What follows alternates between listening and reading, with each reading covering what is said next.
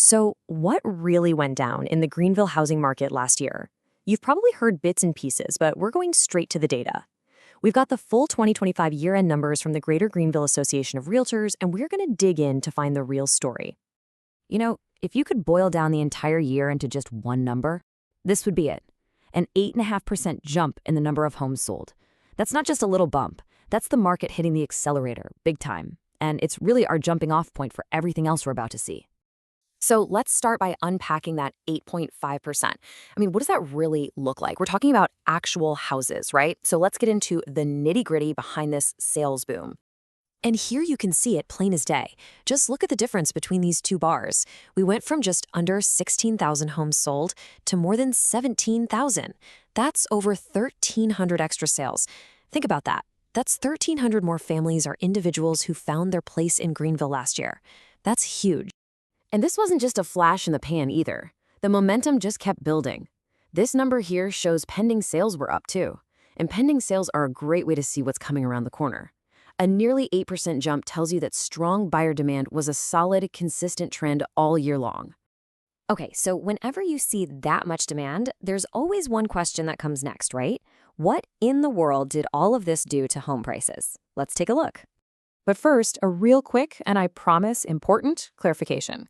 We're going to be talking about the median sales price, not the average. And for good reason. The median gives you a much truer sense of the market because it's the exact middle point. It doesn't get all wacky if a few mega mansions sell. And here it is. The median price tag for a home in Greenville landed just shy of $320,000.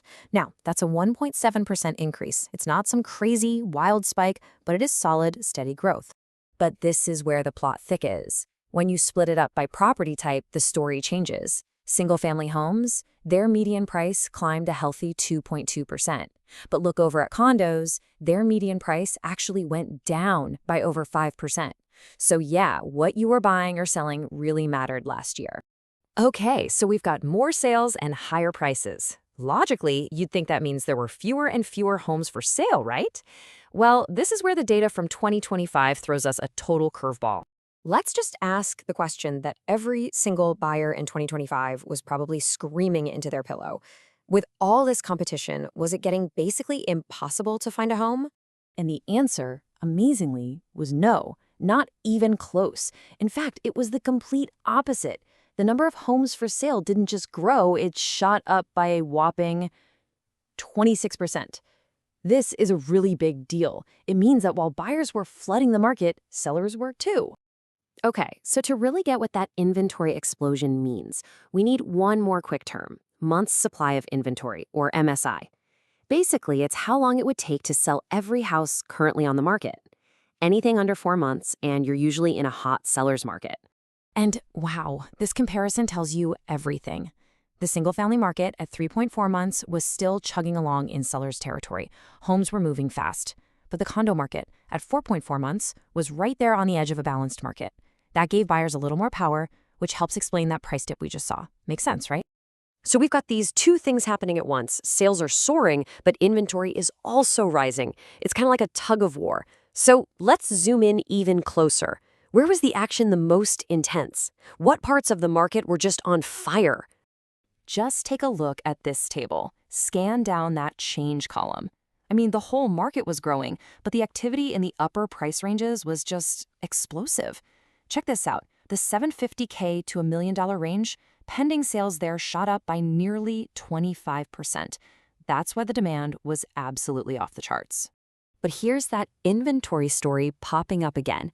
Even in that red-hot price range, homes actually took a little longer to sell in 2025, about 8 days longer on average.